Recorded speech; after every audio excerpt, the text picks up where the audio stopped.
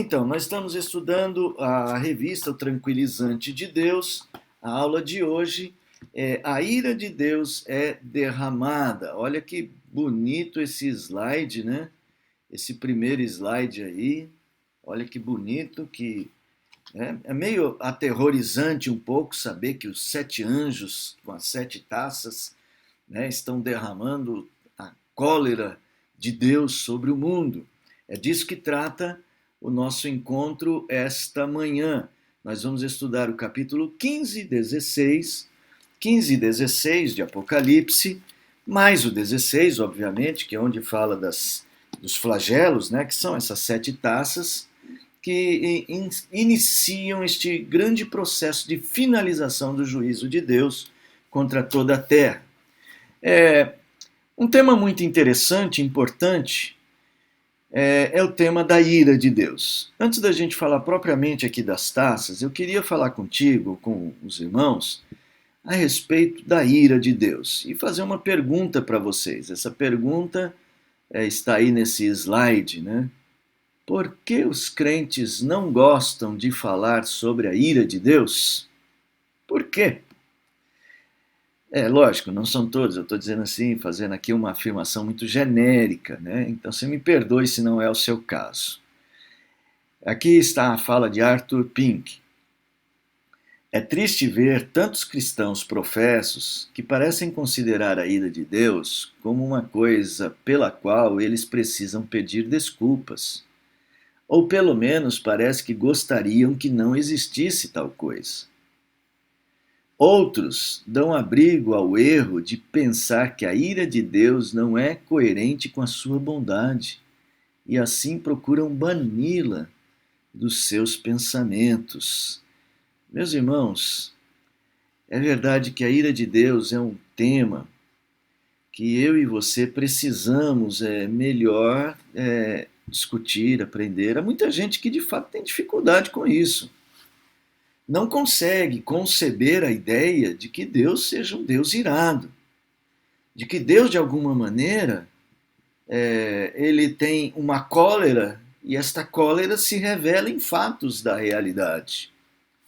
A palavra de Deus, desde o início da Escritura, ela vem falando sobre esta ira de Deus e os juízos de Deus sobre o homem.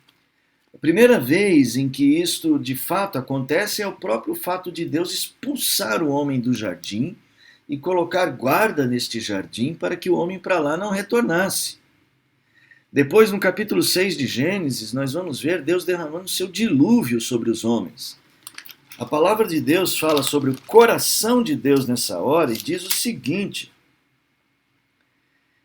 Então se arrependeu o Senhor de ter feito o homem na terra, e isso pesou no seu coração. Disse o Senhor: farei desaparecer da face da terra o homem que criei.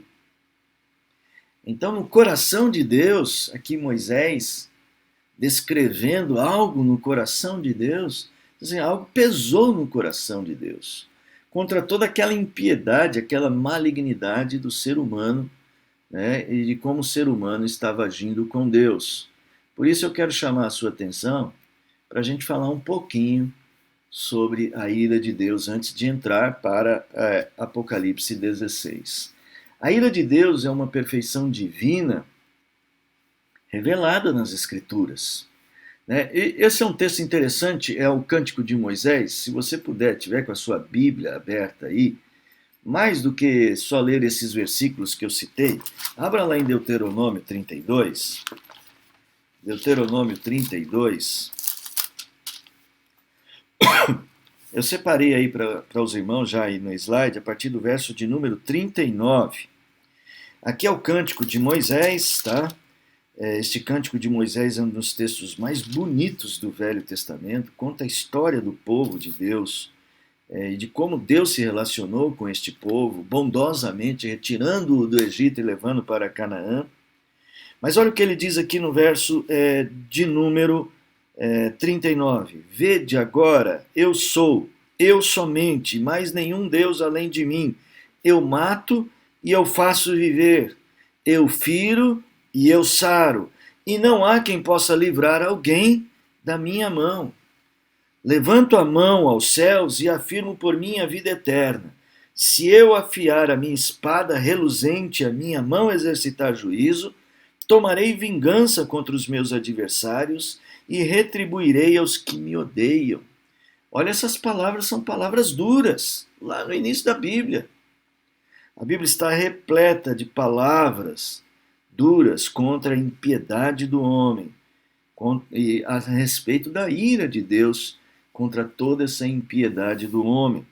O verso de número 43 dá um tom bem interessante. Louvai a nações, ó nações, o seu povo, porque o Senhor vingará o sangue dos seus servos. E isso faz a gente lembrar de Apocalipse. Se você lembrar, a gente voltar um pouquinho antes, lembra das almas que estavam debaixo ali do altar, elas estavam ali debaixo do altar, elas estavam pedindo a Deus, vinga o nosso sangue. E Moisés está dizendo que Deus constantemente faz isso. Deus constantemente traz juízo sobre o mundo, até por causa daquilo que o mundo faz com a sua igreja, com o seu povo, com os seus filhos. Né? A maldade do homem tem uma relação muito direta com o modo como eles tratam o Evangelho e aqueles que abraçam o Evangelho. Então, irmãos, a gente não pode fugir desse tema da ira de Deus, tá? Ele é um tema importante e a gente precisa continuar pensando. Deus, então, ele tem essa perfeição divina que Arthur Pink, ele discorre no seu livro Os Atributos de Deus, ele discorre muito sobre a ira de Deus. Está aí um livro para você ler. Arthur Pink, né, Os Atributos de Deus. Entre os atributos há um lugar muito especial dedicado à análise do que é a ira de Deus. Alguns versículos sobre a ira de Deus na Bíblia, já no Novo Testamento, tá? Então, acompanhe aí, vou aumentar aqui o slide para você ver esses versículos. Romanos 1,18 diz: a ira de Deus se revela do céu contra toda impiedade e perversão dos homens que detêm a verdade pela injustiça. No capítulo 10, 31 de Hebreus e depois no 12, 29, dois versículos importantes para você ler. Primeira coisa, horrível coisa é cair nas mãos do Deus vivo. Está falando aqui de cair nas mãos do Deus irado. E lá no capítulo 12, verso 29, concluindo aquele capítulo, ele diz: porque o nosso Deus é fogo consumidor. Então, irmãos, a ira de Deus, ela está presente na Escritura, ela é revelada na Escritura. E quando eu digo, por que é que os crentes não gostam de falar da ira de Deus? Talvez a gente não entenda. Talvez o motivo seja o fato da gente não compreender exatamente qual é o propósito da ira de Deus. E está aí uma dificuldade teológica que a gente precisa vencer.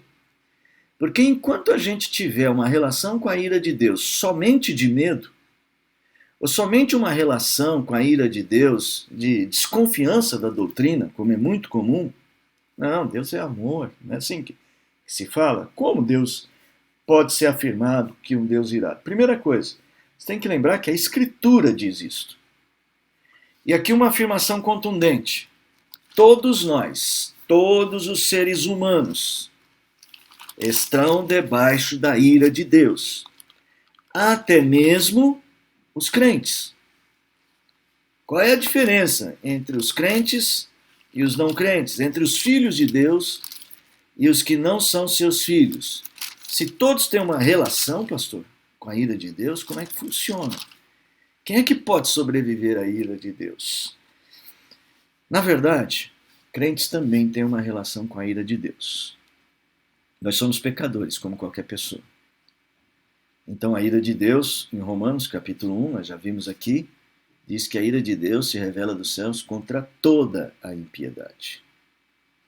E toda impiedade inclui também a nossa. Então, eu e você precisamos pensar sobre a ira de Deus. É óbvio que pensar sobre a ira de Deus para nós tem uma característica diferente. mas nós precisamos conhecê-la e entendê-la. Eu quero convidar você, não tem esse versículo no slide, a abrir comigo lá em Romanos capítulo 9. Romanos capítulo 9. Romanos capítulo 9, a partir do verso de número 6, começa a falar sobre eleição, sobre a distinção entre eleitos e não eleitos. O grande exemplo do capítulo é Jacó e Esaú.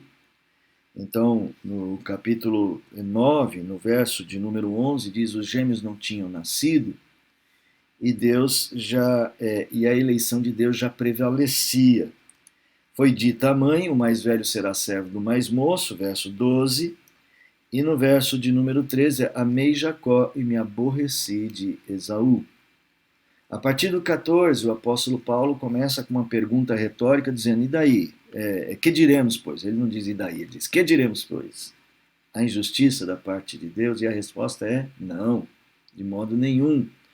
E qual é a lógica que Paulo vai entender? É que Deus tem misericórdia de quem quer.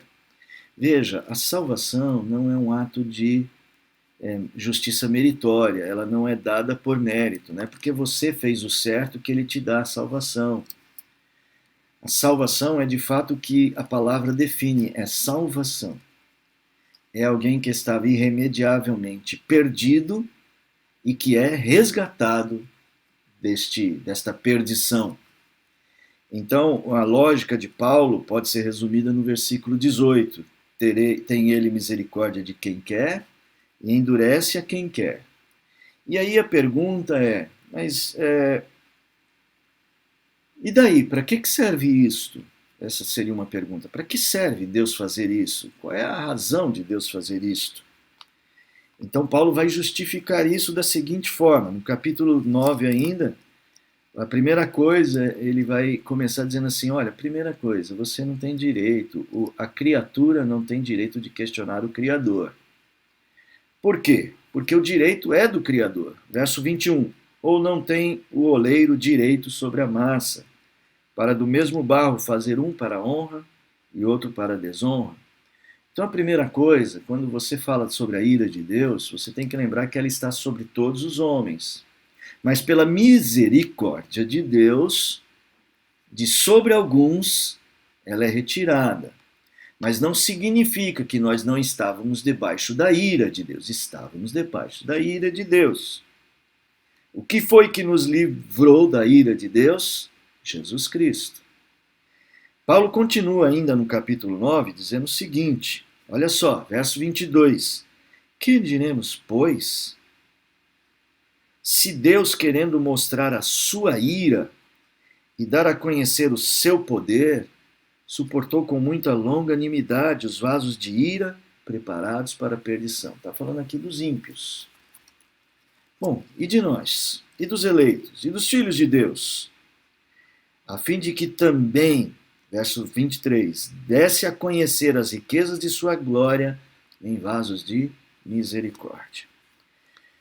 Eu quero concluir falando um pouquinho mais sobre a ira de Deus. Se houver perguntas, vocês fiquem à vontade para fazer aí pelo chat. Observações, pontuar suas opiniões, podem ficar à vontade. É aula de escola dominical, tá bom? Eu quero dizer para você o seguinte: se por um lado a ira de Deus recai sobre os vasos de ira preparados para este fim, aqueles que são eleitos de Deus e que serão alvos da sua misericórdia, lembra, ele tem misericórdia de quem ele quer. O que a ira de Deus diz para nós?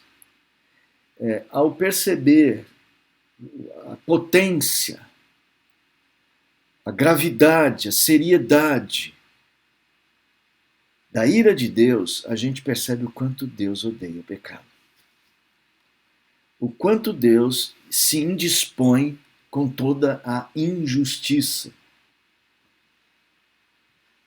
A ira de Deus se revela do céu contra toda a iniquidade e injustiça dos homens.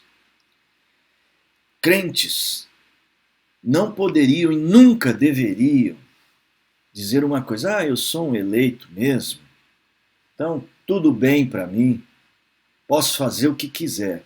O crente que fala isso, ele não entende nada sobre a ojeriza de Deus ao pecado. É como eu estou definindo isso naquele slide anterior. A ojeriza, uma profunda e absoluta ojeriza de Deus contra a injustiça. Quando um crente ele permite que na sua vida se perpetue atos de injustiça, quando ele permite que a iniquidade seja parte do seu modo de agir e de viver, ele no fundo, está demonstrando que ele não entende o coração do seu Deus. Desde Gênesis nós já vimos, o coração de Deus tem profunda ojeriza contra a iniquidade, contra a injustiça. E eu particularmente entendo que Deus, a ira de Deus, ela é, digamos, primordialmente o agir de Deus, a vingança de Deus contra o fato de termos maculado a sua criação, de termos desestruturado a sua criação e o seu funcionamento. A criação deveria trazer glória a Deus, e por causa do pecado do homem, a glória de Deus fica em segundo plano muitas vezes. Assim que Romanos, no capítulo 1, a partir do verso 19, vai discorrer a respeito da glória de Deus que foi transformada em injustiça pelos homens. A verdade de Deus, a verdade sobre o mundo, sobre as coisas, sobre o fato de pertencermos a um Deus vivo, de sermos criados por Ele, toda esta negação da existência, da realidade, da glória de Deus, um dia será vingada neste mundo. E mais do que o ateísmo que diz que Deus não existe, talvez Deus se incomode, aí já é um talvez da minha parte, Deus se incomode com aqueles que professam a fé em Deus, mas se esquecem que Ele tem ojeriza contra a injustiça. Não pode. Não pode. Mas e aí? Então somos todos alvos da ira de Deus. Nós estamos perdidos. Quem pode nos livrar da ira de Deus? Aí então está a ira de Deus e os seus filhos. Ela tem uma relação baseada na cruz de Cristo. Por causa do pecado, todos os homens sofrerão a ira de Deus, inclusive nós cristãos. Bom, um detalhe. Os que estão em Cristo já foram alvos desta ira quando na cruz o Redentor a sofreu em nosso lugar. E aí está uma coisa importante. A ira de Deus, na verdade, irmãos, sobre nós foi suportada por Cristo Jesus.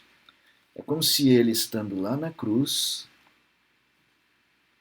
e nós aqui escondidos atrás da cruz, Deus derrama toda a sua ira sobre Jesus, toda a sua ira sobre Jesus, o inferno, o olhar de cólera, as costas do Deus vivo, foi o que Cristo sofreu. Por isso que ele clama lá na cruz, porque me desamparaste. Ele sofre a ira por nós.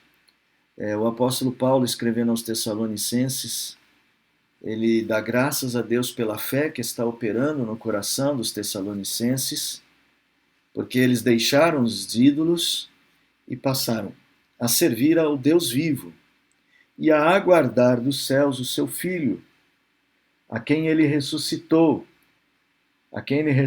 dentre os mortos, Jesus, que nos livra da ira vindoura. Temos uma pergunta, uma observação? Lucy colocou: talvez seja difícil entender que essa ira de Deus,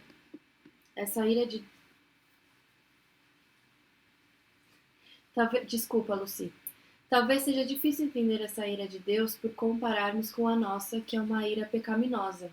É certo isso? Sem dúvida, a gente tem uma... muito bem colocado, Lucy. Talvez esse seja um dos motivos, talvez, que a gente não consegue entender a ira de Deus, porque a nossa ira ela é pecaminosa. A nossa ira ela não reflete a glória de Deus. A ira do homem não reflete a glória de Deus, né? Não produz a glória de Deus. Isso foi Tiago quem nos ensinou. Tiago, irmão de Jesus, escreve esse texto. Se você puder abrir a palavra de Deus aí em Tiago, capítulo 1, verso 19 e 20. Sabeis estas coisas, amados irmãos, todo homem seja pronto para ouvir, tardio para falar, tardio para se irar. Porque a ira do homem não produz a justiça de Deus. Lembra? A ira de Deus se revela contra a injustiça. E a ira pecaminosa nossa, ela não produz a justiça, ela continua perpetuando a injustiça. Porque, em geral, quando estamos irados contra alguém, em geral, estamos querendo ou fazer prevalecer a nossa vontade pela nossa força, ou estamos cometendo alguma injustiça, ou deixando de oferecer misericórdia, que é o nosso trabalho, o nosso papel. O apóstolo Paulo disse que não devemos nos vingar a nós mesmos, mas dar lugar à ira. Deus é quem nos vinga. Deus é aquele que produz justiça perfeitamente. Então, Lucia, acho que você está certa nessa afirmação. A ira de Deus não revela a justiça. A ira do homem não revela a justiça de Deus e por esse motivo, talvez pensando na nossa ira, a gente não consiga entender a ira de Deus. Mas eu vou além, Lucia. Eu acho que parte dessa nossa negação da ira de Deus, dessa negação geral da ira de Deus, ou dessa dificuldade de entendermos essa doutrina bíblica. O que é importante? Que essa não é uma doutrina dos manuais de teologia, gente. Essa é uma doutrina nas Escrituras. O cálice da ira de Deus está descrito na Escritura do começo ao fim. Então a gente não pode menosprezar isto. Tá? A gente talvez tenha dificuldade justamente porque a gente ainda não entendeu a graça. A gente ainda vive muito a nossa salvação muito baseada em nossos méritos, nas coisas que fazemos. Nós ainda achamos que por sermos crentes, ou permitimos que este pensamento nos domine, por estarmos no caminho certo, por não fazermos coisas ruins com os outros, que isso é que nos garante salvação, e não. Todos estão debaixo da ira. É a graça que nos dá Cristo para ser o nosso guarda-chuva contra a ira de Deus. Então nós só estamos confortáveis nesta situação por uma razão. Os filhos de Deus são protegidos da condenação e da ira de Deus. Ele nos livra da ira vindoura, porque ele, o Cristo vivo, sofreu a ira em nosso lugar. Quando um crente não é grato a Deus por isso, ele não sabe o que é graça e ele não sabe o que é o sofrimento que a ira de Deus vai causar. Ele não conhece nada sobre isso. Vamos continuar aqui, rapidamente, mais 2 versículos para a gente encerrar e falar sobre a ira de Deus. O primeiro deles está no Salmo 75, 8. E a minha ideia é só mostrar como a Bíblia toda tem momentos em que ela fala desta cólera, desta ira, deste cálice, desta taça, né, que derrama este vinho da ira de Deus. Deus é o juiz. A um abate, ao outro exalta. Porque na mão do Senhor há um cálice cujo vinho espuma, cheio de mistura. Dele dá a beber, sorvem-no até as escórias todos os ímpios da terra. E em Jeremias 25, porque assim me disse o Senhor, o Deus de Israel, toma da minha mão este cálice de vinho do meu furor, e darás a beber dele a todas as nações às quais eu te enviar, para que bebam e tremam e enlouqueçam, por causa da espada que eu enviarei para o meio delas. Então, mais uma vez, irmãos, a ira de Deus está defendida na Escritura, apresentada na Escritura, de muitas formas, e ela sempre está ligada com uma ideia de juízo, da espada reluzente de Deus, que ele desembanha para vingar os seus filhos. Lembra o texto lá de Moisés, o que Deus está dizendo: eu darei a vocês a terra e vingarei o sangue de meus filhos com a minha espada reluzente eu farei isto. Então agora, irmãos, vamos lá para Apocalipse. Eu quero convidá-los lá em Apocalipse, deixa eu dividir a tela aqui com o slide. Quero convidá-los lá em Apocalipse a dar uma olhada de novo, rapidamente, sobre estas estruturas desses trechos. Apocalipse, então, no capítulo de 15 e 16, vai tratar de novo desta ira de Deus. Ele, na verdade, vem falando desta relação de Deus com a injustiça ou com a malignidade no mundo em todos os ciclos deste livro. Você vai ver que o livro é cíclico. Ele começa começo, meio e fim, começo, meio e fim, começo, meio e fim, começo, meio e fim do mundo. Sempre contando a história do começo, meio e fim do mundo a partir de um ponto de vista diferente. E, em geral, essas histórias de começo, meio e fim têm a ver com uma relação de Deus com os ciclos da malignidade, com a relação de Deus com a malignidade presente neste mundo. Uma pergunta? Pode fazer? São colocações, na verdade, acho que cabe Observações? mais agora. Vamos lá. O Hélio comentou: talvez a nossa dificuldade de entender a ira de Deus seja porque, como não somos santos e justos, não sentimos toda a ojeriza que o pecado provoca em Deus, porque não provoca em nós a mesma ojeriza. É verdade, é verdade. E não provoca em nós quem nasceu primeiro, né? O ovo ou a galinha. Né? A bolacha vende muito porque é gostosa ou não, agora nem esqueci como é que é o dito da bolacha. Os times vendem muito porque é fresquinho ou é fresquinho porque vende muito, uma coisa assim. Quem que vem primeiro? Talvez seja mesmo, a gente não entende a ira de Deus, não entende a ojeriza dele contra o pecado, porque nós não sentimos a mesma ojeriza. E talvez a gente não sinta a mesma ojeriza ao pecado, porque a gente não compreende a ojeriza de Deus ao pecado.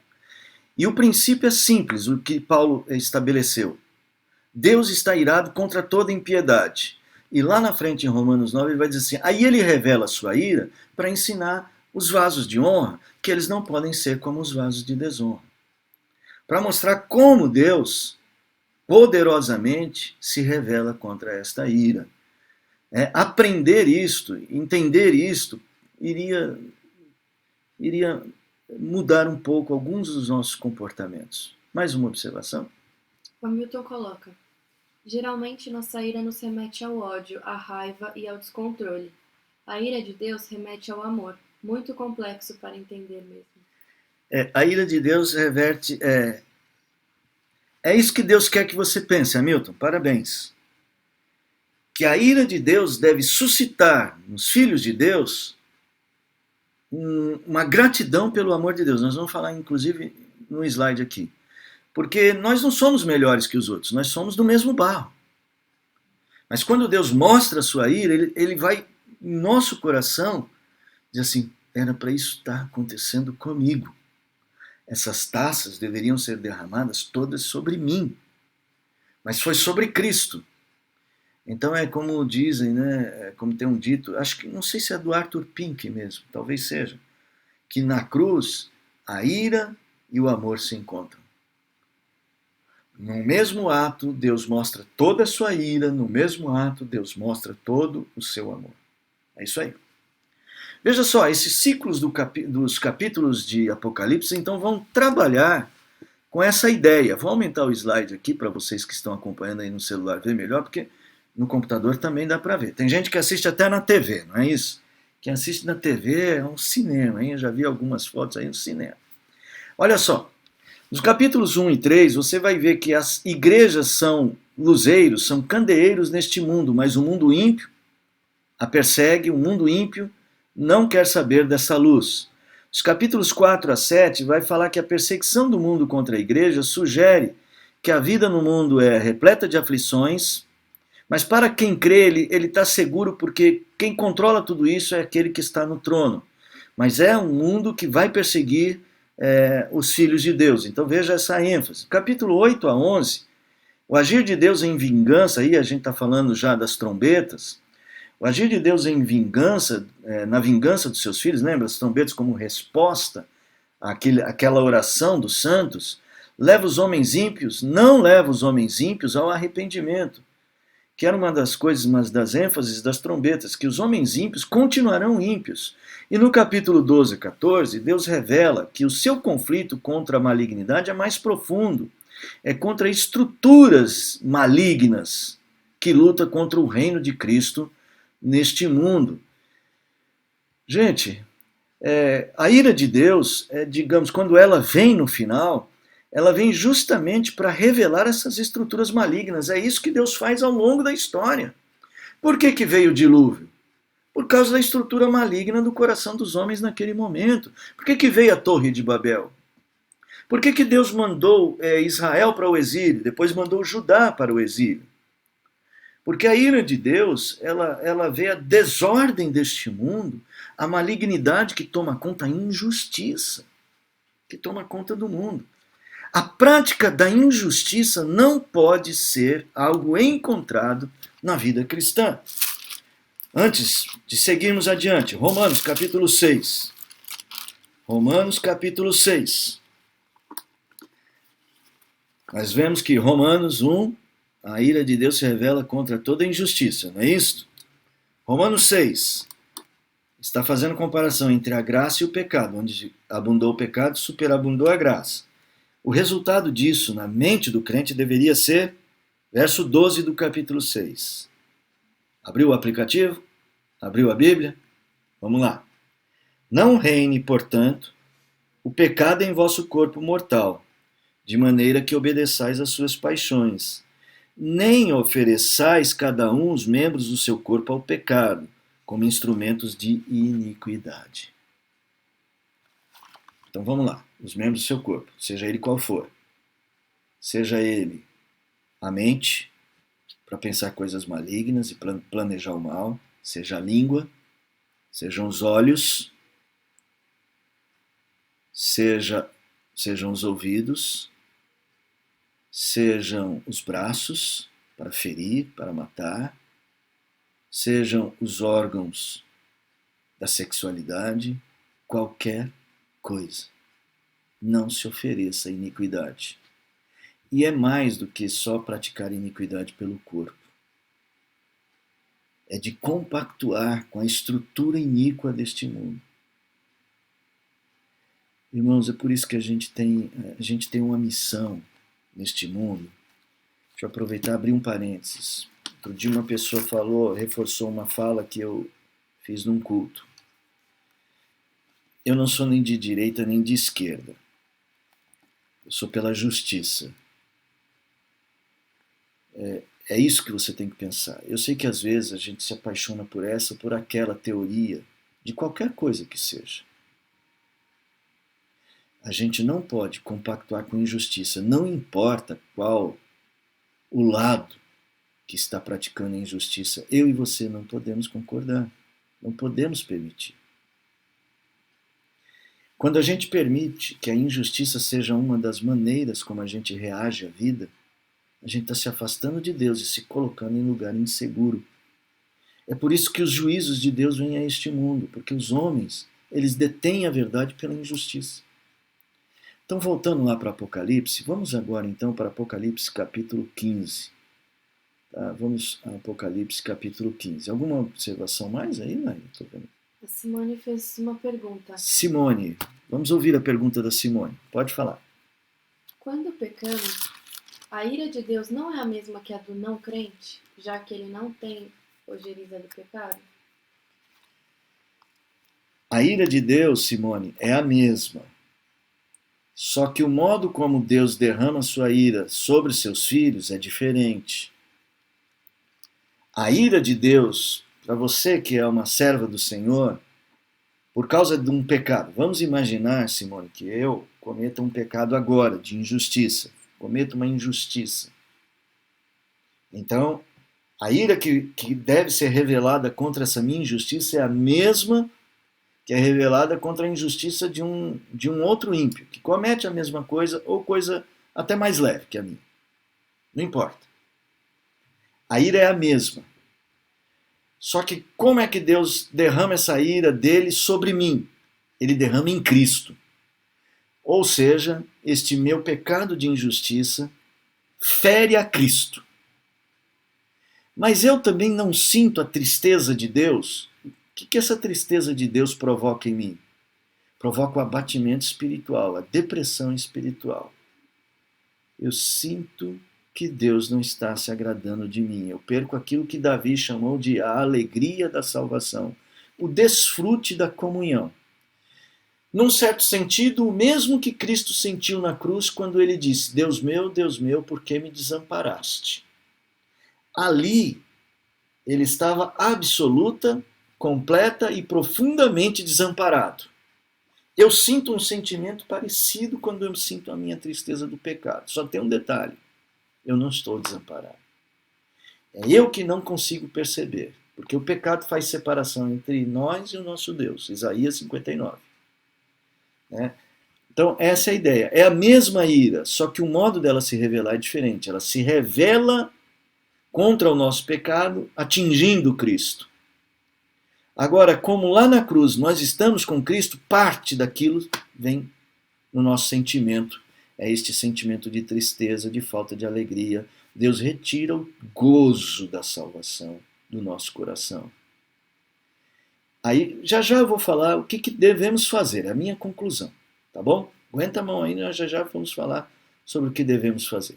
Então vamos para os capítulos 15 e 16. Excelente pergunta da Simone. Excelente pergunta.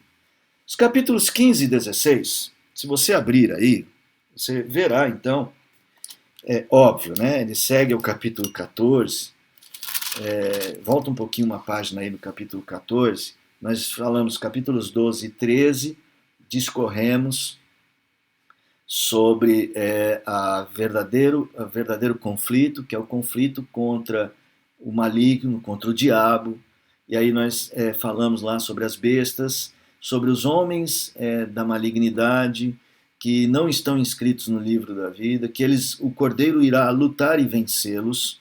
E lá no capítulo 14, eu lembro que o Hélio falou, nós falamos pouco dos versos 1 a 5, que é quando se reúnem os remidos do Senhor. Então o capítulo 14 é um capítulo de festa em Apocalipse.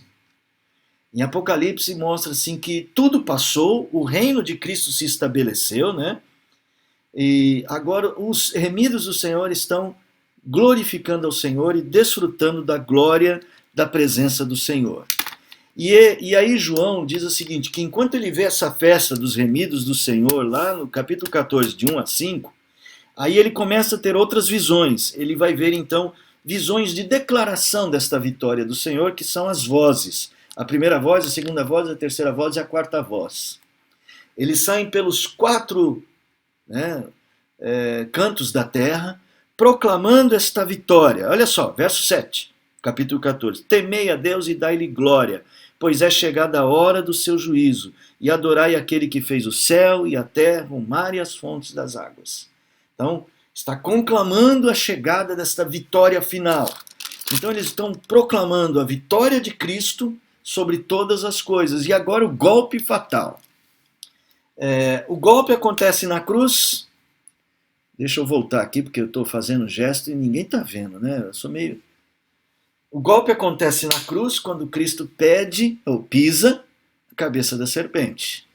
Ela continua balançando o rabo. Agora ele vem e vai esmagá-la totalmente e acabar com a sua força. E mais do que o diabo, é toda a estrutura de malignidade, toda a operação do erro que estava maculando a criação. Pedro vai usar uma ilustração dizendo assim, os céus se incendiarão, o firmamento se enrolará como um pergaminho, a ira do Cordeiro virá à terra. O apóstolo Paulo diz que ele com o sopro da sua boca destruirá todo o principado e potestade, todos os inimigos serão destruídos.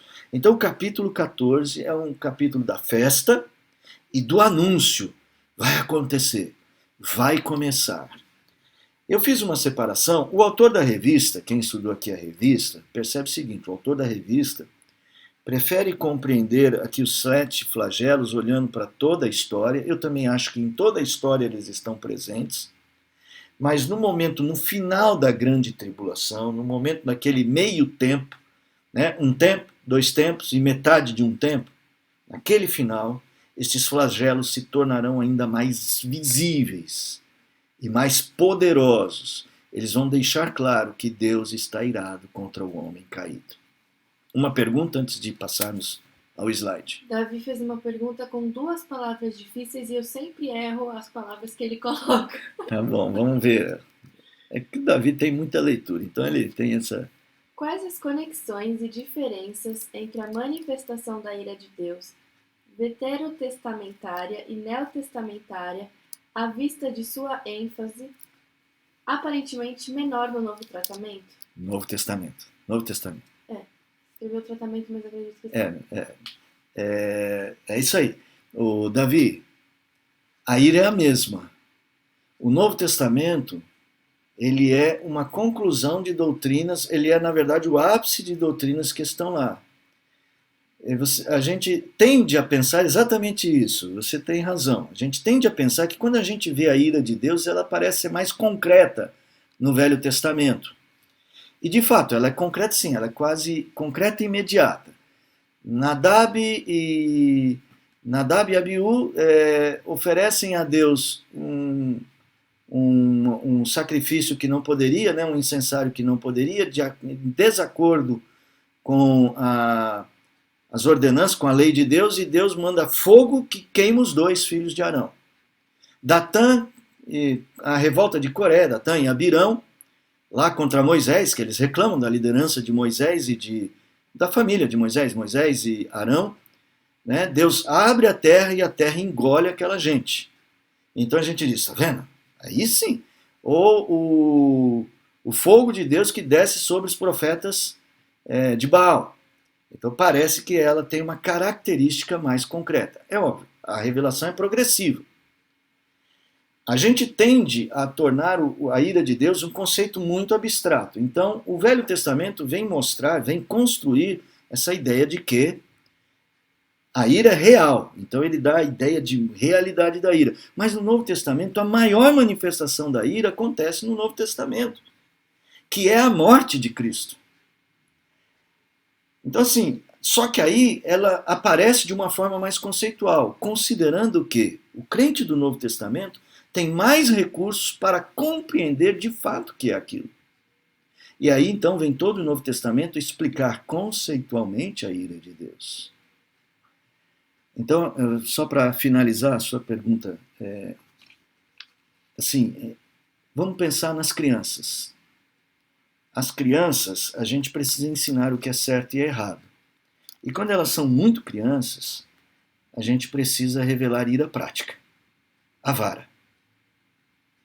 Só que quando elas crescem, elas têm condições de entender conceitualmente. Então, você, em lugar de usar a vara, muitas vezes vai ter uma conversa mais severa, mais dura, que às vezes dói mais que a cinta.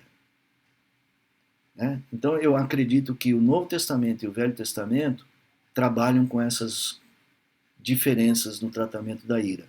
Mas a maior de todas as descrições, ou mais do que descrições, mas de todos os momentos em que a ira de Deus se manifestou, foi na cruz, contra Jesus. Muito bom, muito boa pergunta. Então eu quero finalizar o meu último slide. Eu quero ir para esse slide que mostra os capítulos 15 e 16. Deixa eu aumentar aqui o slide, eu vou sumir de vocês um pouquinho. No capítulo 15, depois de toda essa festa e este anúncio do capítulo 14, João diz o seguinte: vi no céu outro sinal, grande e admirável. Quando ele usa essas expressões grande e admirável, é o espanto que ele produz, a grandiosidade. É um espetáculo grandioso, não é admirável porque é bonito, não, é porque é poderoso, potente, devastador a mente. A mente de João fica inebriada com aquilo que ele está vendo. E ele vê os 7 anjos tendo os 7 últimos flagelos, pois com estes se consumou a cólera de Deus.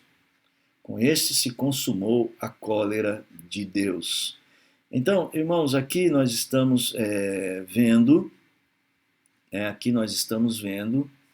o anúncio dos momentos finais, é a tratativa de Deus dos momentos finais de toda a realidade do homem.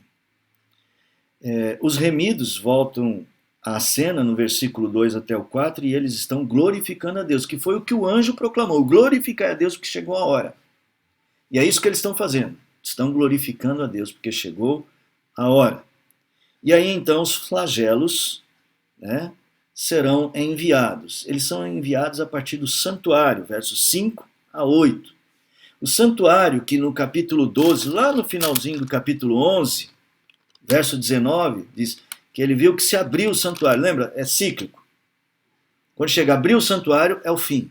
Então, de novo, aqui chega o fim. O santuário está aberto. No capítulo 11, 19, só diz assim, olha, eu vi que o santuário estava aberto, a Arca da Aliança está lá, e aí vem os relâmpagos, vozes, trovões, ali só diz isso. Aqui vai dizer o que são esses relâmpagos, vozes e trovões. Tá? Os 4 seres viventes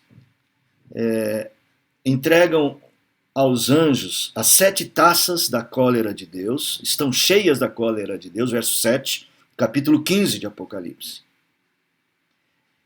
E eles saem pelo mundo derramando estas taças. E eu quero aqui pegar alguns versículos para resumir cada uma dessas taças. Depois a gente fala. Vamos ver tudo isso primeiro, depois a gente fala sobre elas, tá bom? Vou aumentar o slide aqui. Primeiro deles, verso 16, 2. A ira de Deus contra os que não têm Cristo.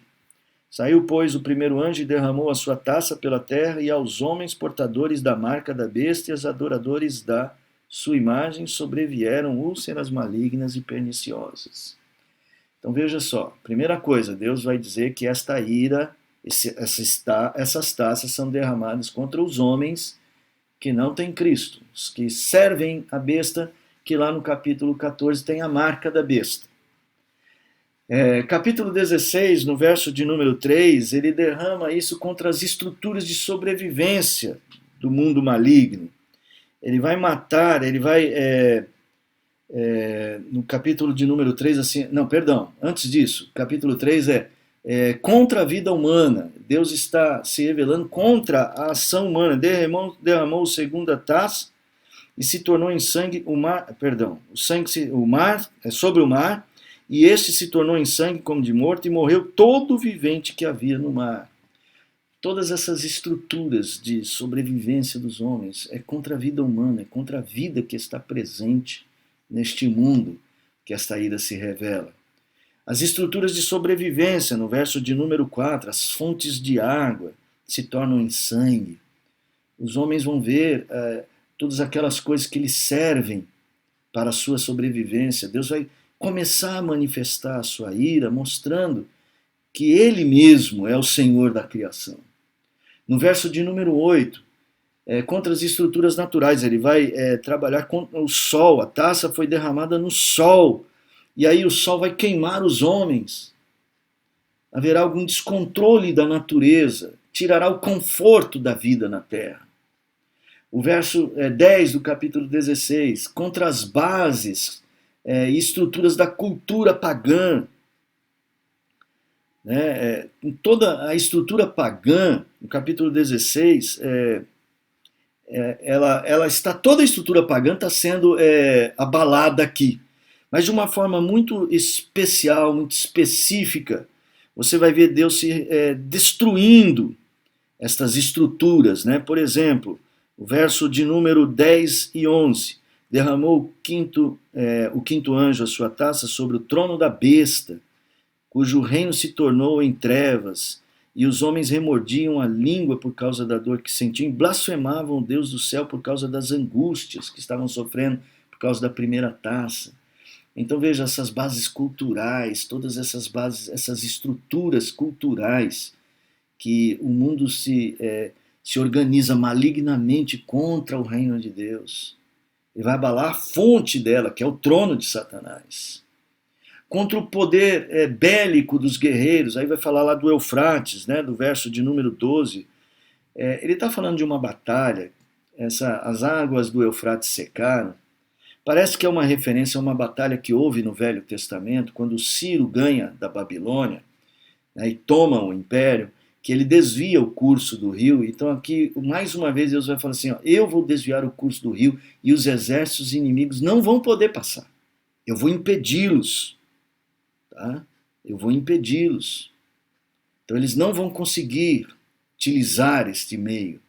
Deus vai estar contra o poder bélico das nações, o poder bélico do homem, para mostrar que Deus é soberano. Por fim, Deus vai pôr fim a toda a arrogância dos que blasfemaram do nome de Deus. O verso de número 17. Então vamos lá, irmãos. Essas taças, o verso 17 diz, então derramou o sétimo anjo a sua taça pelo ar, e saiu grande voz do santuário, do lado do trono, dizendo, feito está. Então, essas taças, elas falam deste juízo de Deus contra os ímpios, contra todos que blasfemaram, contra todos que não adoraram a Deus, que não estão inscritos no livro da vida, contra a arrogância dos homens, que acharam que dominavam a criação de Deus. Deus vai falando, vocês não dominam, muda o sangue, muda os rios em sangue, altera o sol. Vocês têm poder bélico, vocês têm ciência, vocês têm tecnologia, mas isso não é nada para mim. Deus vai secar o Eufrates. Os reis não conseguem pelejar. Deus está, então, no controle de tudo e quebrantando ou quebrando a coroa dos ímpios. A questão, irmãos, e aí? O que vai acontecer neste período? Será um período em que os ímpios vão se converter? Não. Aí é que está. Eu sempre me pergunto qual é a razão de Deus contar tudo isso para João. A razão não é o mundo ímpio. A razão é o coração do crente. O coração do ímpio não vai se arrepender. Eu li agora há pouco, o capítulo 16, verso 10. Os homens remordiam a língua por causa da dor que sentiam e blasfemaram a Deus. Blasfemaram o Deus do céu por causa das angústias das suas úlceras. Eles não vão se arrepender, eles não vão melhorar. Não vai cair a ficha. Não vai. Então por que Deus revela isso para João? Para falar para aquela igreja do capítulo 1, do capítulo 2 e 3, do que é que eles estão sendo libertos, crendo em Cristo. Então, enquanto o coração do ímpio não se arrepende, o coração do justo se alegra, se regozija e agradece. A ira de Deus vai cumprir o seu propósito aqui, o de falar conosco, os filhos de Deus, nos preparar para a eternidade. Então eu vou abrir aqui o slide para ler essas duas considerações. O derramar da ira de Deus não é uma oportunidade para os ímpios por uma razão. Não foi dado ao seu coração a graça do arrependimento. Duas são as finalidades deste derramar da ira. A primeira é o estabelecimento da justiça sobre a obra criada. Deus vai trazer harmonia à obra criada, retirar toda a mácula. E a segunda, incutir na mente dos seus filhos eleitos e resgatados o valor supremo da graça de sua salvação. Irmão, o que Deus quer ao nos mostrar tudo isso é fazer-nos mais gratos. Às vezes a gente acha que seremos gratos a Deus só porque Deus vai nos abençoar, então nosso coração vai se dispor a reconhecer as bênçãos de Deus, porque Deus nos deu isso, nos deu aquilo. Mas nós devemos ser gratos a Deus também, porque Ele nos livra da ira vindoura. E aqui ele faz uma descrição poderosa de como esta ira se revelará e será derramada. Deus é muito paciente ao longo da história, tem muita longanimidade com o mundo ímpio. Mas um dia Deus revelará contra ele toda a sua ira. E eu e você deveremos ser encontrados como aqueles que são gratos, que reconhecem a graça de Deus. Quando o castigo final de Deus for derramado, a grande mudança será no nosso coração. Então faço as perguntas que a revista faz. Você consegue compreender que o objetivo de Deus na história deste mundo é fazer você mais grato, mais consciente da graça que está sobre a sua vida? Uma vez consciente da graça que está sobre a sua vida, suas reações são de que natureza? Quando alguém lhe faz um mal, como é que você reage? Você quer se vingar? Quando você vai ter alguma vantagem usando estruturas malignas, como é que você se propõe a lidar com isso? Aderir à malignidade? Quando você passa por momentos difíceis, você consegue ter esperança na bondade daquele que revelará a sua graça? Nós somos muito, é constante na nossa vida sermos atingidos pela injustiça de todos os lados. Como é que a gente vai reagir? Nós somos filhos da justiça e nós não podemos ficar indiferentes à graça de Deus. Um exercício que deve tomar conta do nosso modo de pensar as coisas. Por que a gente tem uma tendência tão forte a pensar o lado mal das coisas? Assim, acontece, alguém faz alguma coisa e a gente sempre está pensando que é um aproveitador, ele é isso, é aquilo. A gente tem sempre uma atitude negativa. Por que a gente também não tem uma atitude de tentar observar em tudo o fator graça? Aprender que os flagelos que vêm sobre este mundo, que também muitas vezes nos atingem, quando nos atingem, não nos atingem da mesma maneira, porque acima de nós temos um Cristo que desvia a ira de Deus. Não sofremos neste mundo como um ímpio. Nós sofremos neste mundo porque somos pecadores. Mas como somos remidos de Deus, nós também somos alvos da eterna graça do Senhor. É isso que estes capítulos desejam revelar. Eles são escritos para a igreja, os capítulos 2 e 3, que é perseguida, que é maltratada, que é condenada, que muitas vezes é morta e que é chamada a ser fiel, a ser candeeiro, a aprender de Deus, a manter-se nas primeiras obras, a buscar o primeiro amor, é chamada a manter virtudes para viver neste mundo caído, sabendo que um dia Deus vingará o seu povo. Pergunta? Kátia fez uma pergunta. Oi, Kátia, pode perguntar. Essa ira de Deus é a demonstração do seu amor por nós? Até inferno criado por Deus é uma demonstração de bom? Isso, Kátia. Difícil, né? Mas é isso. É você refletir que era para você, era para mim, era para todos nós estarmos lá. Aquilo não foi feito só para os ímpios. Aquilo foi feito para toda a impiedade. E a nossa também. É que fomos libertos, resgatados pelo amor gracioso, por graça. É por isso que não estamos lá. E é por isso que nesta hora destas taças nós estaremos louvando a Deus. Bem-vindo seja o juízo de Deus contra este mundo, porque ele vinga o seu povo e nos livra da ira vindoura. Desta parte nós estamos livres, essa parte da ira vindoura, do derramar da cólera total de Deus contra este mundo. É isso aí. O inferno é também uma mostra de amor, não é isso? À medida da justiça, da santidade, mas à medida que ele não nos mandou para lá por graça. Eu entendo assim.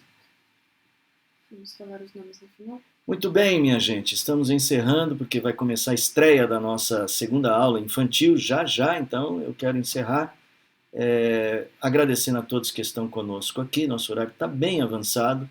Vários nomes, rapidinho. Jussara, estamos por aqui. Luci, bom dia. Terezinha, Simone, Hamilton, Tereza, Cleide, Ludwig, Vanessa, Dolores, Kátia, Késia, Silfarney, Hélio, Tereza, Fernanda, Antônio Caldana, Dani, o Eli, Ceci, Ellington, Elizabeth, Marjorie, Olha quanta gente, bacana. a Dani e o Ed, Vera, a Lucia, acho que eu já comentei, Maria Helena, o Davi, Kátia e Edmilson. E o Edmilson fez a Cíntia e o Solomon também. Edmilson fez uma colocação. Pode falar. Pastor, um pouco do que aprendi com a sua aula de hoje. A injustiça do crente fere a Cristo, Fere a porque Cristo. sabemos sobre as Escrituras. Sim. O ímpio também recebe essa ira, não espiritual. Também recebe a ira, não espiritual. A pandemia mostra isso, que não existe classe social ou crença. Fomos libertados pela cruz, mas a humanidade esqueceu. E isso veio para organizar o mundo. Parabéns, parabéns. Isso mesmo, isso mesmo.